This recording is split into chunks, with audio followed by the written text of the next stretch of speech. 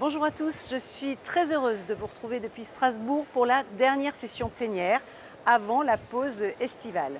Alors nous avons voté cette semaine des textes historiques. Sur le numérique tout d'abord. Internet ne doit pas être une zone de non-droit et il était urgent de réguler au niveau européen les gigantesques plateformes comme Facebook ou Amazon. Avec la loi sur les services numériques, les citoyens seront mieux protégés. Les GAFAM vont devenir plus responsables des contenus qu'ils hébergent et lorsqu'ils opéreront sur le territoire européen, tous les moteurs de recherche et les réseaux sociaux devront supprimer les contenus illégaux et dangereux, les discours de haine, les contrefaçons ou produits dangereux afin de protéger les internautes.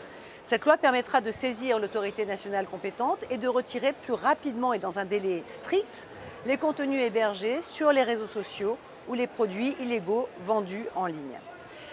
Par ailleurs, avec la loi sur les marchés numériques, les entreprises seront mieux protégées des comportements abusifs des grandes plateformes en ligne.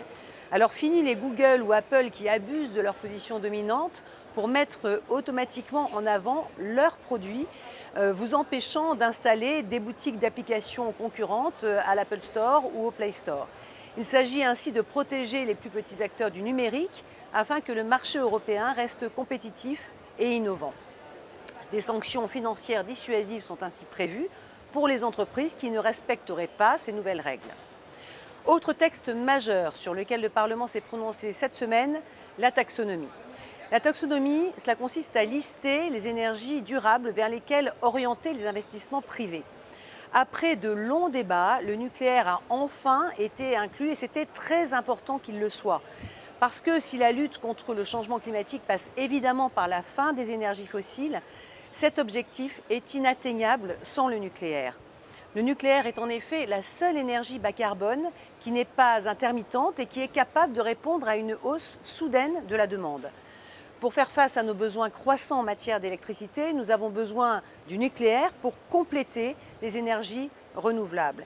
Et dans le contexte géopolitique que nous connaissons et qui nous oblige à faire de l'autonomie énergétique européenne une priorité absolue, le nucléaire permet de renforcer notre indépendance et de ne plus dépendre du gaz russe, comme c'est le cas aujourd'hui. Voici en quelques mots le résumé de cette session, vous le voyez, extrêmement importante avec des enjeux majeurs. Je vous souhaite de belles vacances et j'aurai le plaisir de vous retrouver très bientôt.